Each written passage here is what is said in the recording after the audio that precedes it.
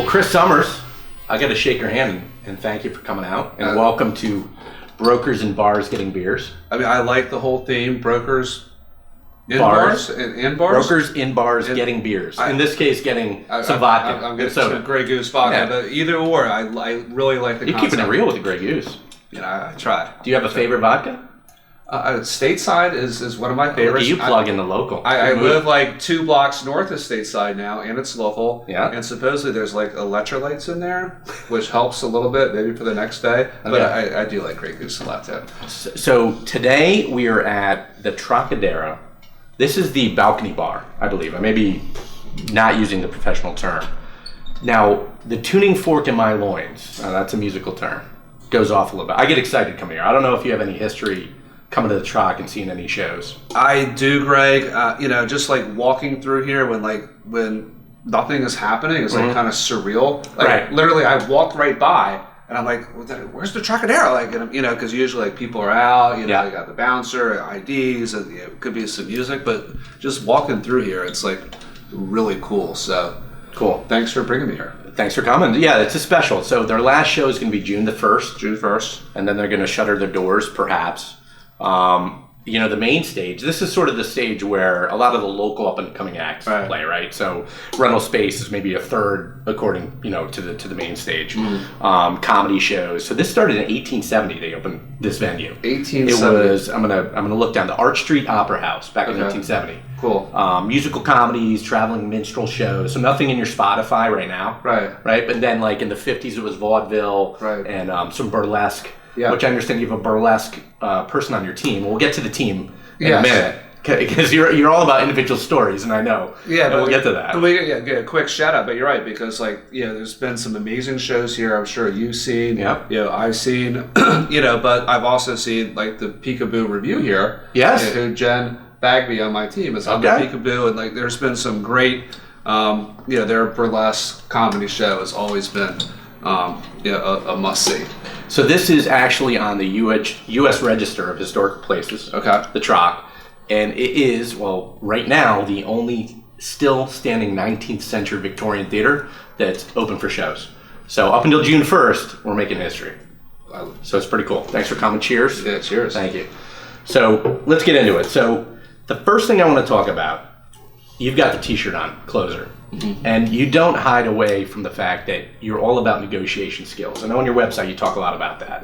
On Facebook you talked about just the art of closing and the fact you have a reputation of doing so. Right. So I was in management and I managed people, and there's a fine line between, you know, bringing on people that have those behaviors and those skill sets that need to succeed. Right. And you being sort of someone that can help reinforce or lead, and sometimes you can become a crutch, right? Because you can become the closer for them. I mean, they just sort of organically develop the opportunity, and you come in and you're the hammer and you close. Right. Talk to me about the talent acquisition process, the hiring process. Like, what skill sets or personality traits do you think require someone to be a closer, to have good negotiation skills? Well, I think the funny thing about that, it's kind of a paradox, like, you know, in terms of like closing and sales, like in my mind, you know, in prior careers, I was really bad. Like, I wasn't good at sales, but you know, it's not something that you're just born with. It's a learned practice. So if people are like a little bit nervous, like, hey, how can I do this? You know, am I okay dealing with rejection? Can I ask these questions? You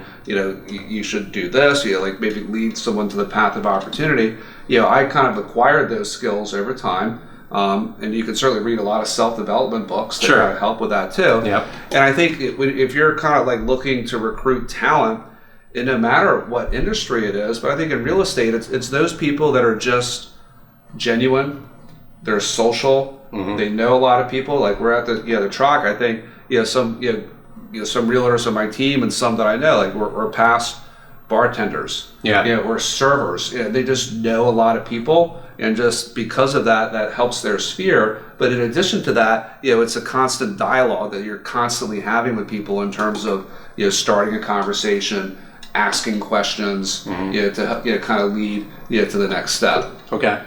So we'll say you're half of the leadership team at Summers' team. We'll say you're the lesser half because your wife isn't here. I'm certainly the better half. I'm the right? lesser half. Okay. She's like the genius, but behind it, she looks a little bit better than me too. But so how in the hell does a guy with a financial background, right? Accountant and stockbroker, and she was in teaching and holistic nutrition. Correct. How do these two heads of state come together to have a rock star real estate team? I mean, I think the cool thing about life, Greg, is like you never know what's going to happen tomorrow or today or in the next moment. So like number one, like I fell into real estate. Really? You know, like as a stockbroker, like What year is that?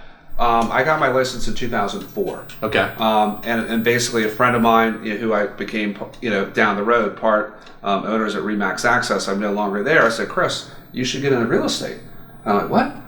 I'm like, okay. You know, but I was open to it and it happened. Were you unhappy in your other life or what?